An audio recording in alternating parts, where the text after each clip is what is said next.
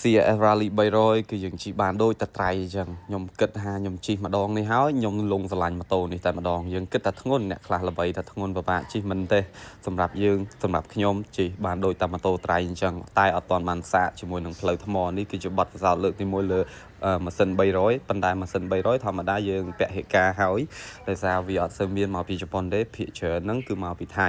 យ៉ាងណាក៏ដោយមិនបាច់និយាយថាពីប្រភពមកពីណាពីណីទេម៉ូតូហ្នឹងវាគឺអាចជិះបានលេងសេរីដូចតែម៉ូតូត្រៃដែរសម្រាប់ 300L ហើយម៉ូតូនេះយើងមានឱកាសសាកល្បងក៏ដោយសារមិត្តភក្តិម្នាក់គាត់ជិះ 300L ហ្នឹងក៏គាត់បដូរដៃឲ្យយើងភ្លក់រសជាតិរយៈពេលប្រហែលជា4ម៉ោងឯប៉ុន្តែខ្ទិះមែនតើហើយម្នាក់នេះក៏គាត់ជា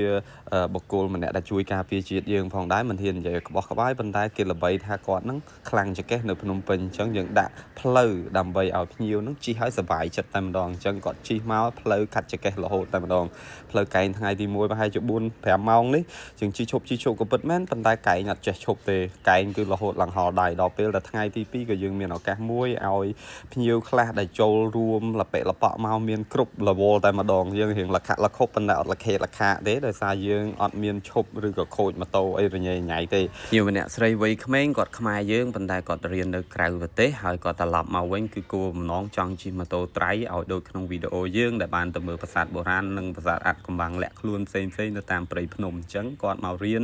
លើកដំបូងបង្អស់នៃការជិះម៉ូតូត្រៃជិះម៉ូតូអន់ប្រយ៉ាដែលគាត់ជិះហើយធ្វើបានល្អមែនទែនដោយសារខ្មែរយើងភាគច្រើនគឺរៀនលឿនជាងអឺរ៉ុបហើយចាប់បានលឿនជាងអឺរ៉ុបគាត់អត់ងាយទុនដៃទុនជើងទេគឺមួយថ្ងៃពីព្រលឹមរហូតដល់ល្ងាចគឺគាត់ធ្វើបាននៅកម្លាំងថេដដែលអញ្ចឹងការជិះត្រៃមិនត្រឹមតែយើងចេះទេយើងត្រូវតែរក្សាកម្លាំងខ្លួនឯង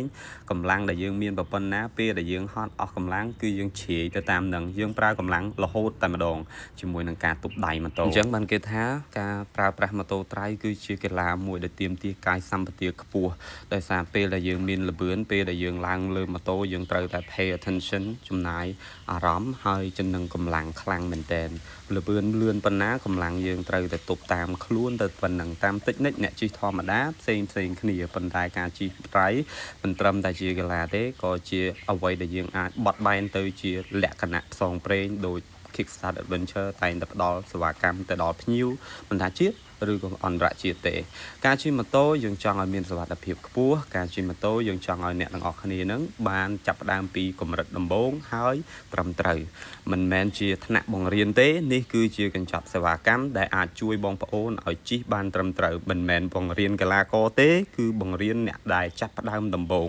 ឲ្យបានឱកាសហើយនឹងលទ្ធភាពប្រើប្រាស់ម៉ូតូត្រៃដោយសុវត្ថិភាព trip មួយថ្ងៃជិះជុំវិញខេត្តសៀមរាបជាមួយនឹងមិត្តភ័ក្តិមកពីជួរមុខផង